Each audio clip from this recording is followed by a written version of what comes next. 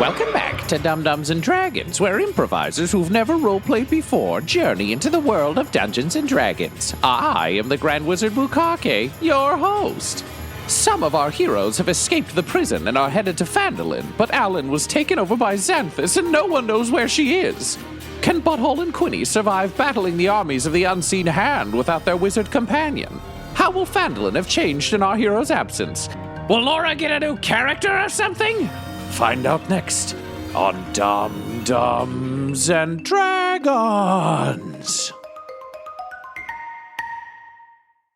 We open on a figure who is walking. There's some weight in their steps. They've clearly been walking for quite some time. They're walking down one of those paths that's only been walked on a few times. You know, they're having to forge their own way forward. Finally, that opens up into a larger pathway and the mouth of a cave. And they look down into their hand, and there's a scroll there that seems to light up with brilliance and gold. It's that classic Lord of the Rings magic fire lettering appearing. Times New Roman. Yes, it's Times New Roman. There was a Comic Sans MS one, but they burned it. And the thing is on papyrus, so they clearly can't use it. Yeah. So the script appears, and it says, "Ahead where the one rose from the fallen many, there shall you find them." And the figure looks at it, sighs, nods, and steps into the cave. Meanwhile, aboard the SS McSquiggly, Butthole and Quinny, you find the spirits on the airship are not great. It seems Ranger and his stained guard killed a lot of people on their way out, as you can imagine from... I really hope they just disappeared. Yeah, killing is not ideal. It's one of those midway through a Final Fantasy game where you're walking through whatever airship you have, except it's bleak now. Yeah, So there's definite signs of combat because they turned out of nowhere. No one was ready. There was no resistance. But the thing is, because the ship is piloted and staffed by Thieves Guild members, once shit got real, they were able to lock down the space pretty quickly, but a bunch of casualties. It would seem that Alan has a lot to answer for, but obviously, since she didn't return with you, there's no one to hold accountable yet. Bryn seems in a particularly standoffish mood since Alan didn't return with you, and you've basically been told not to really leave Alan's workshop, which is kind of your collective space. You can tell that the war has escalated quite considerably, and the Thieves Guild is attempting to suit their interests without picking a definitive side, but things are getting much more dire. The Fall of Neverwinter is a pretty big global event, and it's particularly got the Thieves Guild word because there was a big contingent of thieves there. So you find yourselves in Alan's lab. It feels empty without your sociopathic friend. Goblin Jr. Is currently trying to comfort Billy Fingers. After his heroics, he's just not himself. It looks like every finger on him is giving a stern thumbs down, and he looks inconsolable. Currently, you guys are in the lab. You've got Ann in there, of course. You've got an oddly subdued Yevgenovich.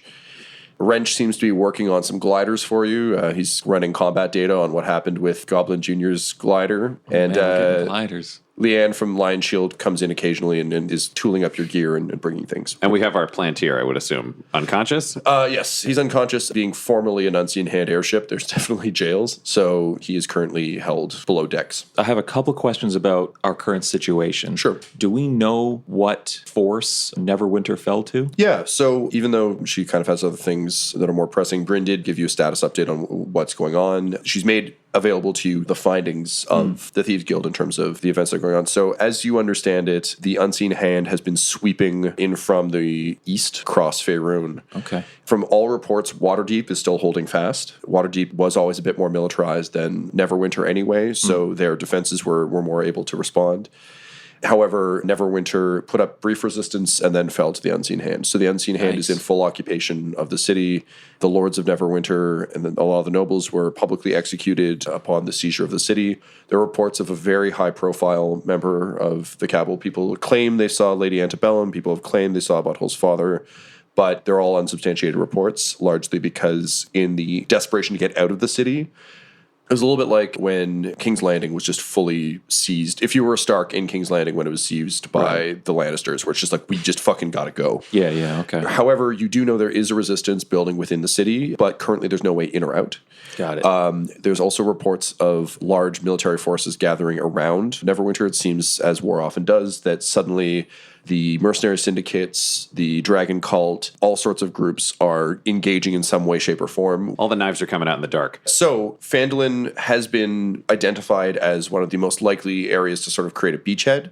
The best thing for the war effort, as Bryn sees it and as the reports are coming in, the best thing for the war effort would be to retake Neverwinter. Because currently, the Plantiers aren't trying to defend Neverwinter. They're a little bit of World War II going on right now. So, like, Hitler's rolling across Europe right now, and they know they're going to have to fight Hitler at some point, but they don't feel the need to just arbitrarily step into France and be like, punch me. Your mom or your dad or both are Hitler. I'm son of Hitler. Let's just... Yikes. All right, so we're on our airship, and Paladin von Strauss, I imagine, is on the airship so von as well. Strauss, and von Strauss obviously is very pro taking back Neverwinter. You can tell that he's still very shaken by the loss of Neverember and the loss of Neverwinter. Again, these are things that no one thought possible. Like, this is the whole world Neverwinter's collapsed. pretty established, yeah. I imagine von Strauss, we probably left him down in the brig because we don't have any of those magic-defying necklaces, so he's probably our best security guard for our Plantier, if anybody can. Yep, he's agreeable to that. Basically, he's kind of fallen into that Ronin zone of, I must avenge my master. That's the thing that matters the most to me in the world. So if your plan is to eventually retake Neverwinter, he is fucking in. Oh, yeah. So strategically... It's a very murder-based plan. Yeah, so strategically, the first step should be to create a beachhead in Phandalin and work at breaking. It's not quite a siege, but there are a lot of forces in and around. Breaking that will allow you to get into Neverwinter, and once you're in Neverwinter, link up with the Resistance and take back the city. Yeah, so I think talking with Quinny about our overall plan, I imagine, because I don't know how long our journey is, but I think we would alternate between, for me, it'd be a lot of letter writing and a lot of planning. Like, we probably would draw up a map of what we know of Phandalin, where we've been, assets we know are in town, friends we know are there. And then I'd probably be on a pretty hardcore letter writing campaign just to anybody we know to see if we can coordinate meeting outside the city.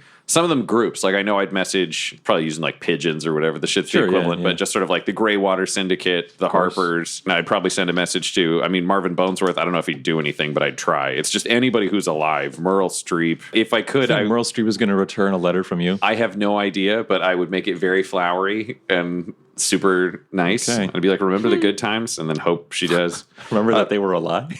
Yeah, I would send him. Well, she doesn't know. No. But I would send a message to like the pirates. Not that I think the whole ship would show up, but if they could send anybody, because I've got enough Winchester, money between me and Ann. Remains of it.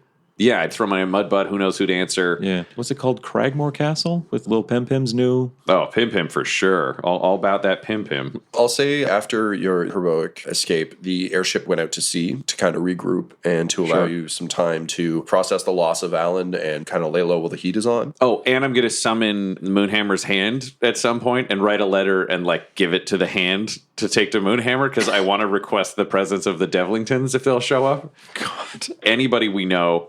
I don't know if we're going to wait for responses. Send pigeons to Tornado Town. Yeah, but I imagine we're just sending as many letters as we can, and it's probably been a day or two before I would even sit down to talk to Quinny about any of the stuff that's happened. Like, step one is get ready, and I'd be throwing myself in the work to deal with it. And Quinny, what would you be doing during that first day? Quinny would be processing the loss of Alan by figuring out how to get Alan back. Can you roll me an investigation check, please? Yeah. 20 total. You start looking around Alan's lab. It's a little bit like being in someone's bedroom when they're not around, particularly because Quinny wasn't here during Alan's time fighting the Unseen Hand. You're getting a sense of who your friend became during your absence, which is kind of melancholy. On the one hand, you're very proud of her. On the other hand, you can see the Vietnam War photo of like her and Ranger and like the Stained Guard. Right. There's her and Bryn and Goblin Jr. fighting some people. Like there's one of the sketch artists who's done all of this, like the sketching gnome. Yeah. So you're getting a sense of what hardened Alan in your time away. But more importantly, looking through her stuff, a lot of it wouldn't have made sense to you prior to your time in Hell.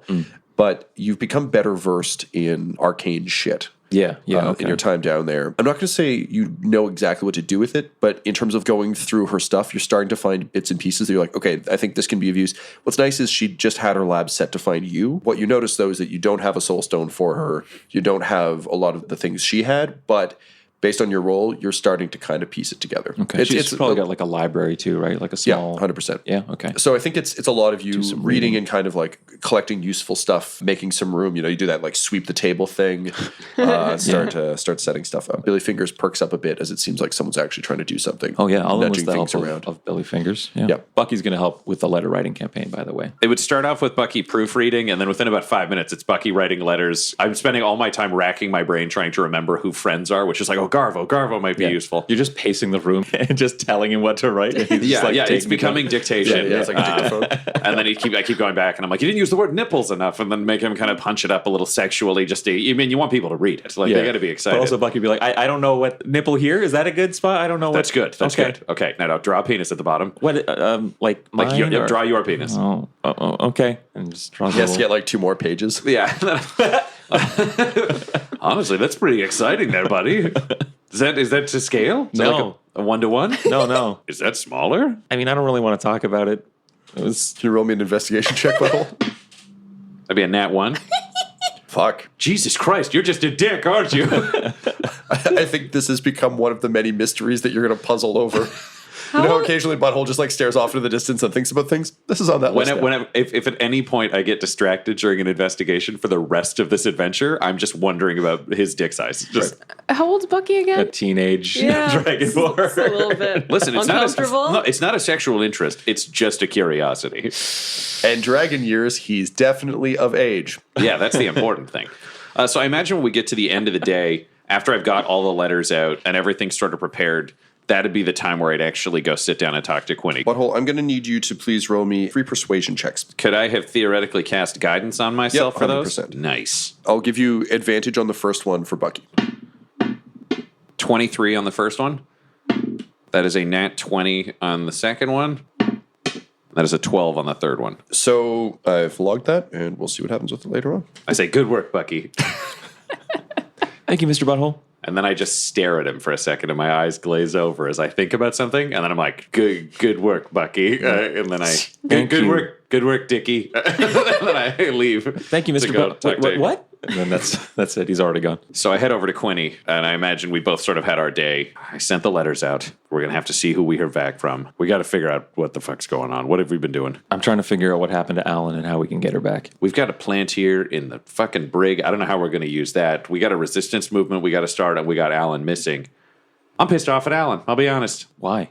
Because she teamed up and kept secrets, and now she's all fucking evil because she keeps doing evil magic. It's not like this hasn't been leading here, and this was a surprise where she's made such delicate choices about people. Well, look, just sometimes this stuff can be scary to deal with on your own, and even when you've got people to reach out to, you don't know how. But the choice she made was totally for her. It didn't seem like the thing was driving the bus till she jumped for the key. She put herself before everybody else, and that's why she's not fucking here. Look, I've been looking through her research pretty much all day. A lot of it had to do with how to get me back. I think she was leaning on this voice in her head to help rescue me. Sometimes smart people are real fucking dumb, you know? Oh, I don't have a counterpoint for that. So we got to go to Phandelver. We got to deal with that. I got a lot of ideas. Honestly, weird thing to say, but having been trained by my parents, I've sort of been living my whole life ready to go fuck up my parents' plans, and I'm looking forward to that shit. Sure. Look, on the topic of, playing things close to the chest and stuff like that, I'm just going to tell you, there is an itch to kill someone. Okay, who is it? I don't know if it matters. It's kind of scary. Why don't we share things? I think what we've learned is keeping secret, spooky, demon people's things to yourself is never a good idea. Yeah, no. Whoever this guy is, I'll pinky swear. I won't tell anyone. I hold my pinky out. I don't take his pinky. I wrap my pinky with my other pinky, and I'm like, now I'm really going to have to punish myself if I tell anybody. I can just feel that presence that we saw when you housed my soul. Is there a name for that presence, or should we choose one? Should I choose one? Do you want me to choose one? I don't want you to choose one. Okay, then what should we call it? I learned something about demons in the afterlife, and that they have names, and they have like true names. And if you know their true name, you can sometimes even have like power over them. Francis. I don't feel any different. I don't think that's how this works. Oh, okay. I tried. Billy. No, it's Stone. That's his name, and I point to Billy Fingers. Oh, sorry. Well, I mean, you're doing great, though, man. Thanks for helping Quinny today. He throws up the horns. Xanthus. No, that's her thing. That's Alan's thing. But he could. What if it was the same? Well, I guess now we know it's not. Hey, Xanthus, I say out loud. Anything? No. I think I hear laughing. I'm going to call you Xanthus Jr. I told you not to name him, son of a bitch. It took you a while. You didn't answer. Okay, so who does Xanthus Jr. want you to kill? I think he just wants me to kill. I'm going to cut in here and say I cannot truck the Xanthus Jr. thing. It's going to, I'm going to get so fucked up thinking about it.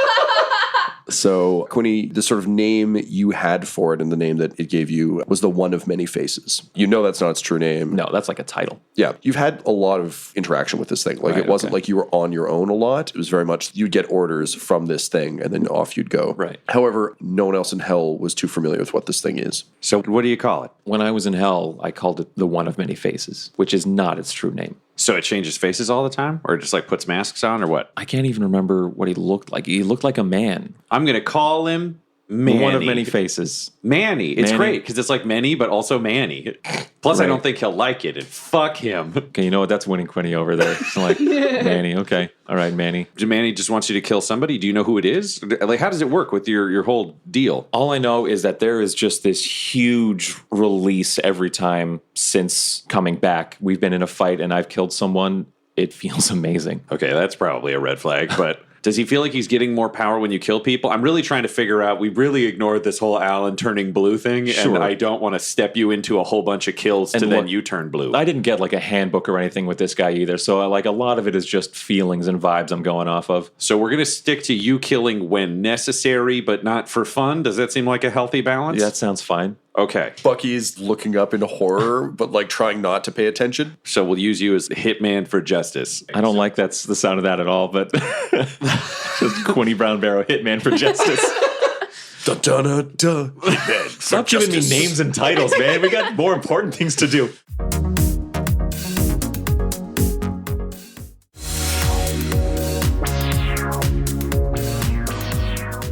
No, but I mean, Let's go talk to the Palantir. Okay, yeah, let's go talk to the Plantier. We got to find out what's Palantir? going on Fuck. there. I got it. It's wrong. fine. Call them both. I understand. It's okay. We can piss him off with that. It'll Yeah, be great. all right. Okay, so what we've learned is you're going to be the bad cop, and I'll be the nice guy. Sure. That'll really confuse him with me being a tingler. So we're going to go talk to the Plantier. Okay, you make your way down into the bowels of the ship, passing a number of people who are giving you all side eye now because they kind of blame the events that occurred on you and your party. Sure. And you open the door and enter into the jails. Meanwhile, in a large cave, it's very quiet except for the trickle of water.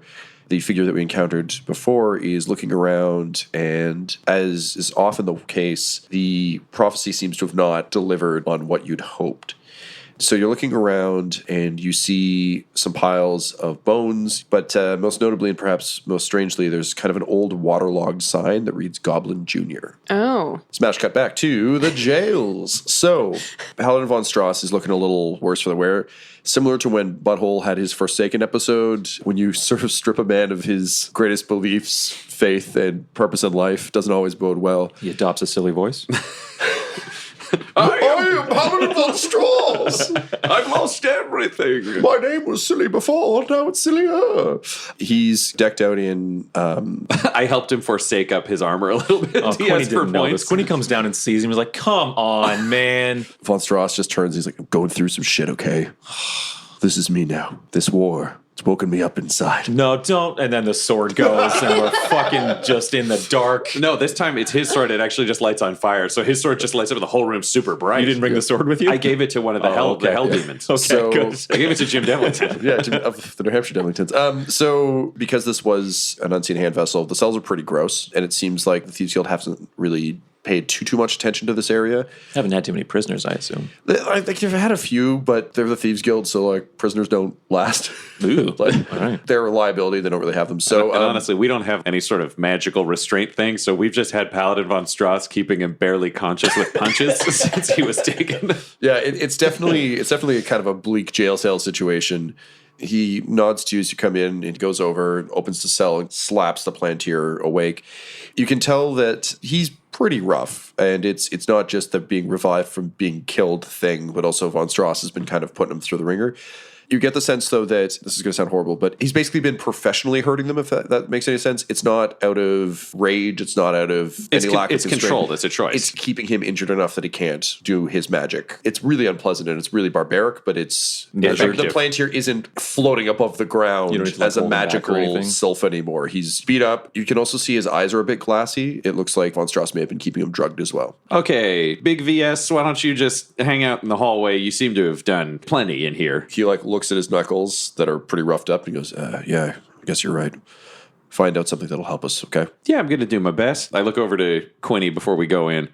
Do you want to go in first and be mean? Should I go in first and be nice, and then you be the hammer when something goes wrong? Who's going to kick this off? I'll go in first. Cool. Remember, you could claim to be Q15. Just a thought. Right. I walk in, and the state of this guy is what? He's probably just sitting on a... Yeah, he's he's kind of in the corner. chair. I mean, as you know, the Plantiers are wildly powerful. So even in this kind of drugged and beat up state, he's not cowering in the corner. He's sitting there kind of dejectedly. He looks up at you, and it's one of those awful things. Kind of looks at you, and then his eyes track a second later and struggles to focus. Oh, one of the guards? What are you doing here? What's your name? You can tell he's very confused as to why one of his soldiers is asking him many questions. I don't answer to you. Butthole, are you watching and listening? Like, are you in I'm the room? listening from around the corner, so I can't be seen because I want to make a dramatic entrance at an appropriate point. Okay. I turn around and I walk to the corner and just speak to you in a hushed tone. How in touch with Moonhammer do you feel? Oh, I got it all, baby. Okay. I turn around and I sprint into the room. And before I think he even knows what happens, I am behind him and I hamstring him. Okay. Just cut across the back of both of his legs. He screams, obviously, and falls forward. I'm just holding my head in the hallway. I was like, not psychopath, not psychopath. Yeah, so It's too easy, is the thing. Like, he's so helpless, and the voice is just like, you could kill him so easily. yeah, so he falls forward, and the voice is like, really? Hamstrings? I think I say out loud, like, I could do worse. You should. I will. He's crawling forward. There's kind of blood gushing from his legs, and he manages to turn around and snarl. And even in this reduced state, he's still got that air of he's just fucking so handsome. And he just carries himself in that, I wouldn't look at you twice at a party, but everyone's going to look at me thing. So he manages to turn around and kind of snarl like, fuck you. Because I'm not seeing this, I'm just hearing. And because he's drugged up, he's been pretty quiet. So I'm like, that sounds like maybe he punched him. Maybe he's choking him. I don't know. I'm just going to say, name. Fuck. Last name. You. Middle name. Also fuck you. You fucking short piece of shit. The way you described him to me just now, that like he's good looking and he knows it, that all hits Quinny and is clear to me. So I cut his face. As I'm like running the dagger down his cheek, I'll call like, we need a medic. Can you roll me a dexterity save? 25. Can you roll me a wisdom save as well, please? Just a 6. Okay. You're running the blade, going down his cheek. Obviously, he's just snarling in pain, but he's also keeping eye contact with you. Mm-hmm. And faster than you would think possible. He tries to grab at your wrist. Mm-hmm. Obviously, you're faster than that, so you do one of those little dips. Mm-hmm. But as you do so, basically, he's going to try and headbutt the knife. Mm-hmm. You're fast enough that you think you could pull it away based on your wisdom save. Do you want to? Based on my wisdom save? How strong is that connection to Moonhammer? I got to say no with a 6. No. I agree. Yeah. To your shock and horror, he drives the blade through his own eye and is trying to force it further back into his head. Okay, if I'm horrified now, I think that snaps me out of my connection with the one of many faces. And do I leave it in there or do I? No, because he's just going to kill himself with it. I pull it out and I run to you being like, he's in a bad way. Can you roll me an opposed strength check? Because he's trying to hold on to it and drive himself further into the blade. 15. He manages to slide further towards the hilt. He's screaming. So, Butthole, I'm going to give you an action now that you can hear him I think screaming. I'm going to burst into the room. And as far as I can see, it looks like Quinny is jamming a blade into this dude's eyeball, and he's trying to hold Quinny away. So I'm going to rush in and shove Quinny off. I think that's... Yeah. I don't think you need to roll for that. That's fine. Does the knife come with me? Well, yeah, because you're trying to pull it out, right? Yeah. If you're already trying to pull it out and Butthole pushes you, it comes with it. All right. There's a torrent of blood that sprays both of you. Great, I say. Just great. And then I'm going to put my hands on him. I'm assuming he's still alive. Barely. He failed to get the dagger into his brain, which was his goal. Okay, I'm going to do a level 1 cure wound. So I just rest my hands on him. And then I open my mouth into a butthole shape, and the sound of a fart comes out and goes into his eye and cures wounds. So he stumbles back. He's still bleeding profusely from his hamstrings. Do you want to know how many health I give him, or does it matter? Sure, actually, that'd be very helpful. I give him 17 HP worth of healing. Okay, so yeah, he is actually looking better now. The bleeding stops, like his eye's gone, but that's healed up a bit, and even though his hamstrings aren't reconnected, they're no longer leaking. And he utters a string of curses in a variety of languages. A few of them you've straight up never heard, but they sound very fancy. It's like if someone was swearing in Latin. You're like, In my head, I just think, what a douchebag. But then I turn and I go, hey, psychopath, out. Yep, I'm going. I mean, you were so close. You hear as you exit. I don't know, should I roll to respond? Roll me a... To be another wisdom save yeah, for his own I think force of will? we're going to use those as wisdom saves. 12. You're walking away. He says, "Oh, you were so close," and you want to run back in, and you fucking know you could spring off Butthole and drive the dagger in. Like it's like in the Guy Ritchie Sherlock Holmes movie where he just imagines the entire fight before it happens. So you're seeing all the angles, and you know exactly there's 55 ways you could kill this guy. Unfortunately, you can also start to see all the ways you could kill Butthole, and your brain is just desperately trying to grasp both. Then you take a deep breath, you remember who your friends are, and you walk away into the hall. And I turn to the Plantier. I am so sorry about that. Honestly, he stopped drinking this week. He's got addiction problems. Mistake. Yeah, I know. I'm with you. Hey, He's like touching his like wrecked face. I'm And like, can I offer you a drink, man? Like, I think you could use one. well, I was raised to never accept a drink from a tingler, but then again, you also brought me back to life. So yeah, sure, let's do that. All right, so I take out my beer stein and I bang it on the floor, and then I offer it to him. Beer, peasant water? Do you have something of a finer vintage? I wish I did, but it's either that or I think we have water somewhere. I don't know. Ugh, I'll take the peasant water. Yeah, see, there we go. It's a slight upgrade from regular water. He drinks it and he's not happy. He's like, you sure you don't have any Bud Light Rattlers around? I'd take one of those. No, I definitely don't. I was going to say, Tom, this is a weird realm, but you need to roll a d6 for this guy having drank out of that can. I rolled a 1. Oh, that's fine then. That's fine. If you roll a 6, then he gets bonus charisma for this conversation, which I did not want to have happen. It's always fun when I have to roll dice for other people's shit. Yeah, so I like put it back on my hip, and I'm like, listen. Clearly some shit went down at that prison. I actually fucking hate my family. What's your name? Obviously, I'm Bobber Tingler. I go by Butthole now. Blah, blah, blah, blah, blah. Cormium Plantier. Cormium. All right. So, ironically, I've met some of your siblings. We did a little business before. They didn't know. I went by the Forsaken at the time. Yes, my brother Gale still talks about the fiery thrashing that your wizard gave him. He's been quite a little bitch about it since he lost his hand. Oh my god. I'm sorry to hear about that. But honestly, he was messing with some pretty big stuff that I don't think he was entirely in control Yeah, of. he was never the smartest of us. Although, and then he like looks at his state. He's like, I guess I'm not either. Well, But at least I've got my looks. And he kind of like does that weird maniacal beauty queen who just lost the pageant laugh. Like, Jesus, like overly manic. I'm just fine, you know. and I could probably help you with all that. But this is an awkward conversation for us to have.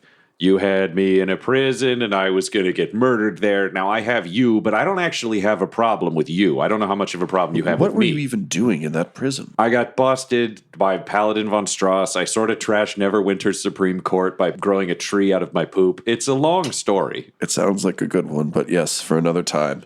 Perhaps I'll go back and listen to the archived episodes. I mean, he hit most of the main points. So that's why I was there. I see no problem with you. I mean, why do you have one of our soldiers? Man, this is such a crazy thing. So it turns out one of my high school teachers was doing science, and she had tubes, and then they were copying a body, and they wanted a celebrity. And Quinny, or as you know, the Q's, was a pretty big celebrity, and you're like whole Yes, guy one who of ran the jail. Burgermeister, Yeah. Meisterburger's experiments. Yeah, Yes. so they made a lot of him. So it So- turns out I knew the original, and then you just knew the copies. No, I'm aware of how the cloning process works, but this is the original? It's the soul of the original in the body of a copy, so you actually made the most That's murdery of them fucked up. stronger. Okay, well, yeah. I think at this point, Quinny is going to like come back down the hall and around the corner, yell from the door because he knows he can't look at this guy because he doesn't have full control. But he just wants to yell like, "Who is interrogating who? We're having a nice talk. Yeah, You got to let it happen. Fuck you, clone peasant. Fuck you, Cormium." And Yes, my name is fuck you to you, you tiny piece of shit. Quinny, not helping. Stop helping. you talk to him or I'll come back. And I leave. I really don't want him to come back either. Why are you hanging out with people like this? Honestly, Like the scary wizard Gale was telling me about? She sounds all right. Where's she? not present. Here's the deal. We're going to deal with the resistance movement against the Tinglers. I don't really have the extra way to like go out of the way and drop you off, but maybe you also want to help. That'd be great. Well, the best I can do is go and tell my brothers and sisters of your plans and help rally our troops. But I must say, the family is harvesting our troops from the jail, but we don't want to engage until we understand what the greater goal of Lady Antebellum is. It's pretty much world domination. She's going to kill all I of know. you. Yes, we know that. Thank you. This is not our first time. Like, our families have been at war for generations. But we have some things in the works. We have some plans underway, but we can't act on them yet. Someone fucked up part of that on some kind of wind island, put us back several years. Yeah, Gale, what an asshole. Younger brothers, am I right? He raises a hand for a 5. Yeah, I'll give him one. I'll give him a little high five. Yeah, it's really nice. He's really good at high fives. Impressive. He's a very attractive man. Aren't we both? No, I'm gross. All right, let's continue. All right. Basically, he explains that Plantiers, despite how magically equipped they are, they lack just the sheer manpower. The way to think of this is in terms of Spartan citizens compared to slaves in Sparta. The Plantier family, the ruling class of their nation, are a very small number who live very, very well. Butthole, you'd probably know about them. They've created an artificial country in the sky. So they've used a lot of their magic to kind of create a series of floating islands.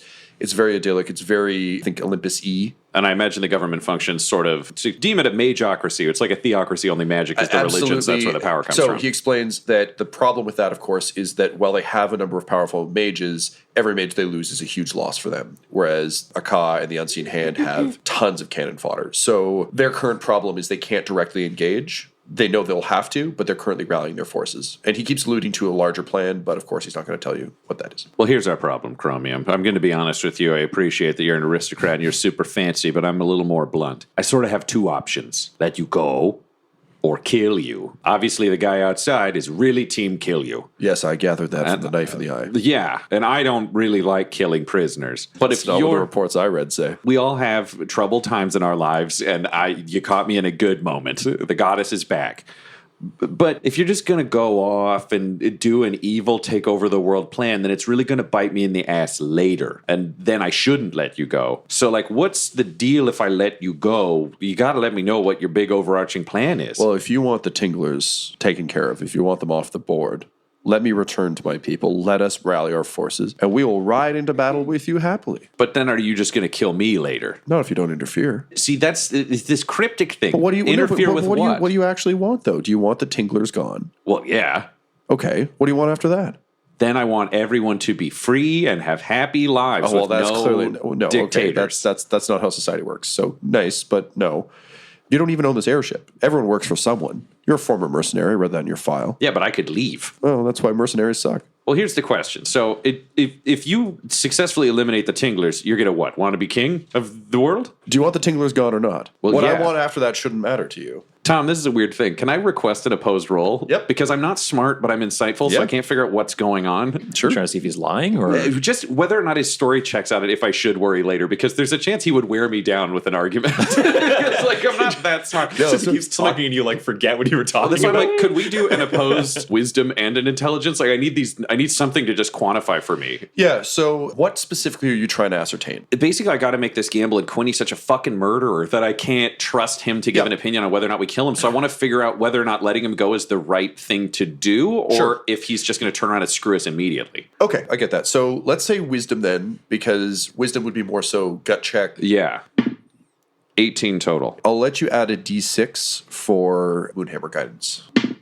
19 total. So he rolled better than that. If he rolled better, then based on what I'm feeling, I can't imagine his plan being worse than what my parents are going to do. Yeah. And we're facing a giant army and an invasion. So despite my own personal feelings, I sort of have to trust him. It's like I think so, and I think he isn't lying to you, is the other thing you get from that. He is blatantly telling you the truth. There's no guile in this.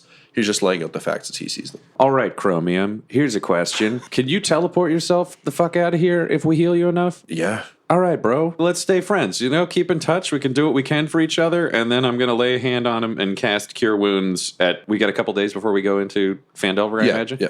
Then I'm just going to do a full level 5 Cure Wounds, which heals him for 40 health points. All right, so you heal him up. As you're watching him, sort of the sheen that you remember from the prison starts to come over him. He starts to become not just rugged handsome, but ungodly. Like it's almost too much. Looks like Quinny again. And so tall Quinny leans forward and kisses you, and it's just the most perfect, magical, all-consuming kiss, and yet somehow not quite as good as the soul transfer one. And then he kind of puts a hand on your chest and pushes you back slightly, and as he does so, he does the full de-resing thing and disappears, leaving just sort of a trail of sparkles, and like it almost looks like ethereal butterflies. The last thing you see before it disappears is just a smile. And then I chuckle and go, stupid Plantiers, you're supposed to kiss hello. And then I walk out and I'm like, all right, Paladin, you can take a break. He's gone. Wait, what? Oh, he's gone now. Why? Because we need help getting vengeance on the people who killed Lord Neverember, and he's going to be on our team. That tracks. And he just puts his sword over his shoulder and walks away. I get that guy. So smash cut to the cave. You pick your way amongst the bones. You stand there. The cave is dead silent. You've explored it. You've found some remains of goblins. It seems there's some old discarded weapons. You see some weird chains, bloodstains, that sort of thing. But ultimately, the cave is completely empty. This prophecy really fucking sucks. I take a moment to myself and I just say to myself, all right, Junie, your life is great. This is what you were meant to do. You don't hate this. You love this. Oh, God. And I just yell out, like, all right, anyone, like, if anyone's been hiding, anyone at all, are there some fallen things? Have things fallen and one got up? I'm looking for some things. Please, anyone? All you hear is an echo of your plea bouncing off the halls God. of the cave. The scroll continues to show you nothing.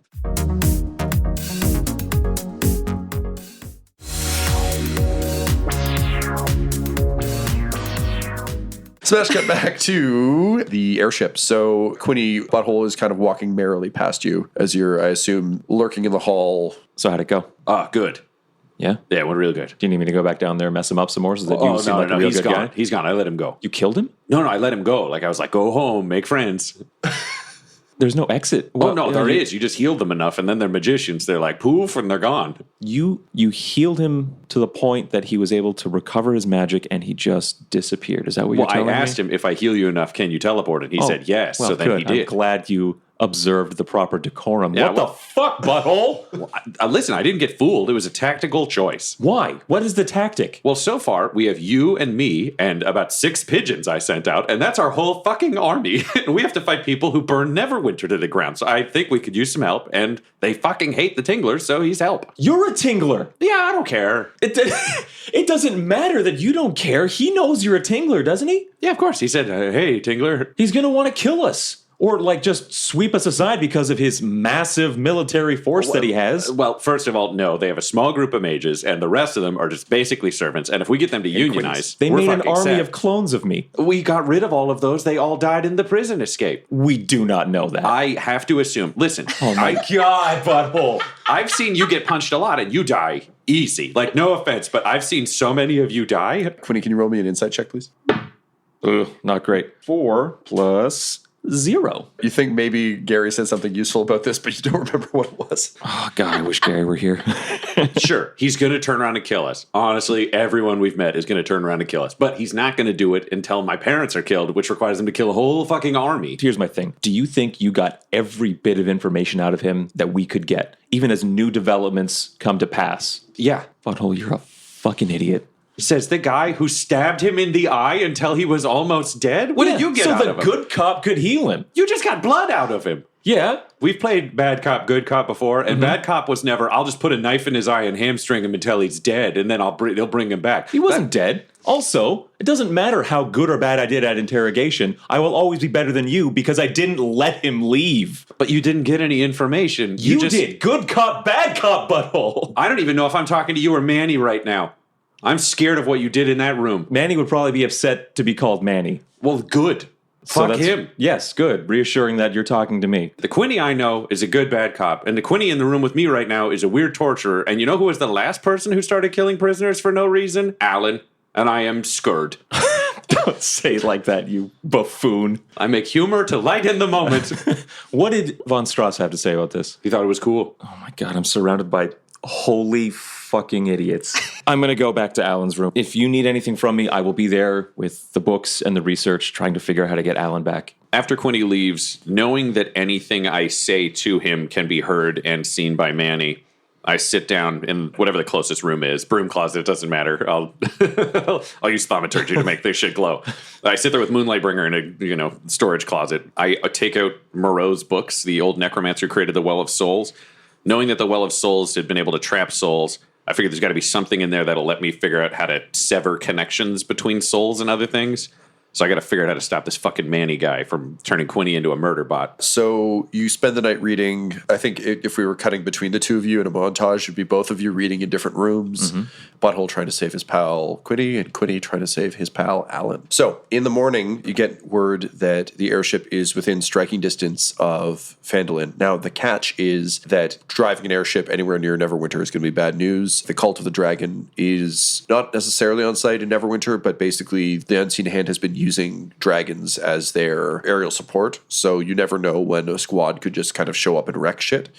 They've recommended that you basically remote infiltrate using the gliders that Wrench has been building for you. Can we get all the way to the town on the gliders, or do we drop somewhere else and then go to town? The suggestion is to drop you out of the ship, glide in as close to the town as you can get. You probably can't land in the town, but they can get you close.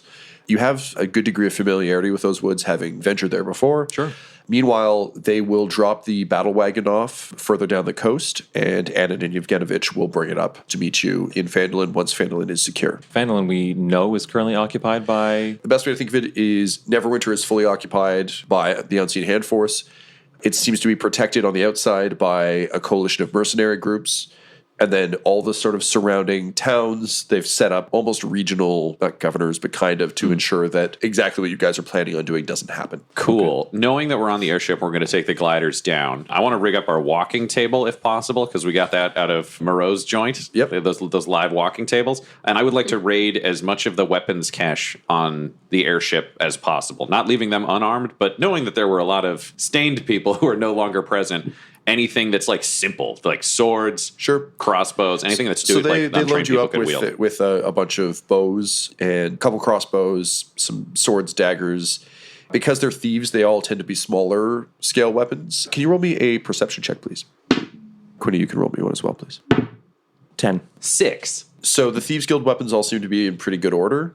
The Unseen Hand stuff seems kind of old. What's the end game here with all this equipment here, Butthole? What do you want? If we're going to start a resistance movement and we're going to try to actually hold the Unseen Hand off, we're going to have to arm the townsfolk. And most people on farms have like a scythe or a stick. And if we can get ranged weapons and other stuff of actual quality, it means if we're doing ambushes in the woods or shit like that, we can really take out people who don't know what's going on. Do you want it loaded into the battle wagon and brought up, or... I think we got to keep it with us. I don't know what we're going to need. And if the battle wagon comes in 3 days and we have a fight tomorrow, we're really not going to be happy putting it in the wagon. Okay. I'm just saying training with this stuff goes a long way. Don't go expecting to put a sword in a farmer's hand and have him cut down 3 guys. No, but I'd rather him have that than a stick or a rock. So having debated how to arm the resistance with each other, you load that up.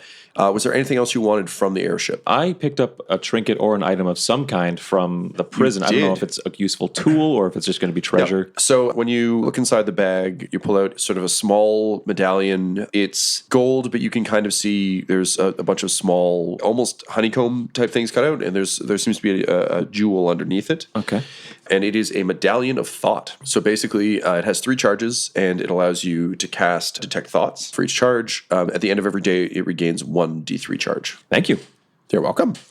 You load up the gear. The raiding party is going to be Butthole, Quinny, Goblin Jr., who's already very proficient in gliders, and Bucky, as well as one of the tables that's going to be maybe strapped with Goblin Jr. That would make sense, yeah. So he's going to kind of try and guide it down.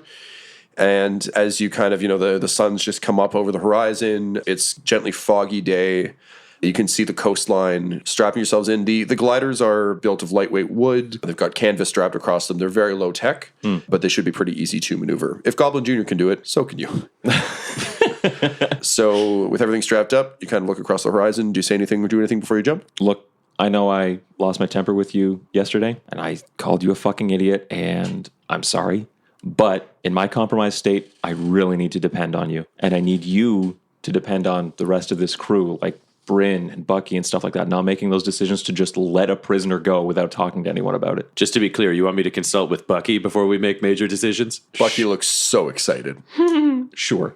I just mean the whole like team thing. You're a mercenary, right? You must have depended on your brothers in arms or whatever. I'm just like, this is new to me, and you can't necessarily count on me. I know. As well as you used to. But that means I can't trust this advice. Fuck it. And I just jump off, whether I've got a glider or not, just embrace the sweetness of death at talking to Butthole Farch. So the glider catches the air handily, and to your gentle dismay, you're lifted on a breeze. And then Bucky looks to Butthole and says, just like the good old days, right, Mr. Butthole? Are you sure we should jump? Quinny wanted me to ask. Well, yeah, I mean, I jump. We're still... Bucky, thinks about it for a second, should I jump? I don't have Mr. Butthole here to tell me what to do. Snarf, snarf! And then Goblin Jr. jumps. Oh, and then Bucky jumps. All of us who are gliding, can you please roll me, I'd say strength or dex. Strength is just in terms of feeling some wind resistance, so kind of muscling the thing down. Dexterity, obviously, just kind of... playing within the winds. I assume I would cast guidance on myself. That would seem reasonable for these deathly falls. Strength for Bucky. He rolled a 20 total. Okay, great. And it's going to be dex for Quinny. He also rolled a 20 total. 2 different values, but they added up to 20. Bucky kind of holding on hard, smiling as the wind blows across his face, and then Quinny just looping around in a much more graceful... Dipping and diving and zipping back and forth. Butthole scores a 13 total of strength, so he's just going... Goblin Jr. also passed, so you're able to all kind of keep an eye on the target, and you can kind of see you're going to be landing just north of Phandalin, kind of where you remember the Cragmaw caves were, where you first encountered your ambush.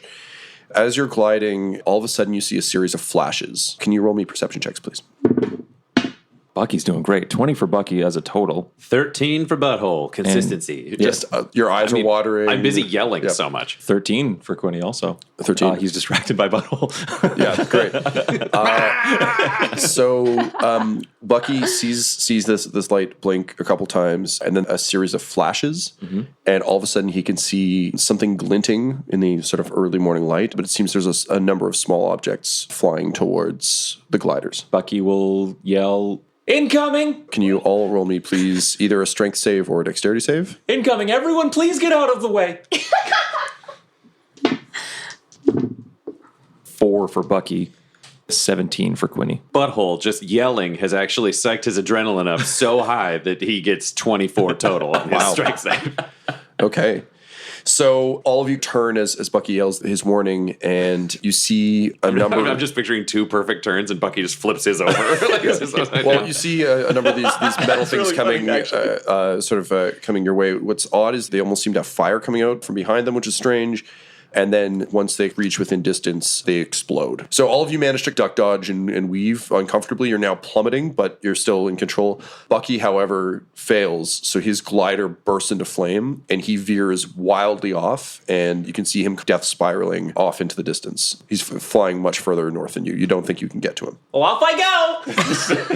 This episode of Dum-Dums and Dragons features the voices of Ryan LaPlante at the Ryan LaPlante on Twitter, Tyler Hewitt at Tyler_Hewitt on Twitter, Laura Hamstra at EL Hamstring on Twitter, and our DM Tom McGee at McGeeTD on Twitter. This episode's sound was edited and mixed by Laura Hamstra, and Dum-Dums and Dragons artwork is by Del Borovic, who can be found at delborovic.com. Our theme songs are And Now for That Massive Coronary and Skipping Through the Orchestra Pit Part 1 by Peter Gresser, and our ad music is No Control and Chiefs by Jazzar, JAHZZAR, all available at freemusicarchive.org. When it comes to Dum-Dums and Dice, you can visit our website at dumdumdice.com. Our Twitter and Instagram are at dumdumdice, and on Facebook at facebook.com/dumdumdice. But most importantly, we've got merchandise at redbubble.com/people/dumdumdice, or you can join our Patreon at patreon.com/dumdumdice. That's DUMBDUMBDICE. And tune in next week for more Dum-Dums and Dragons.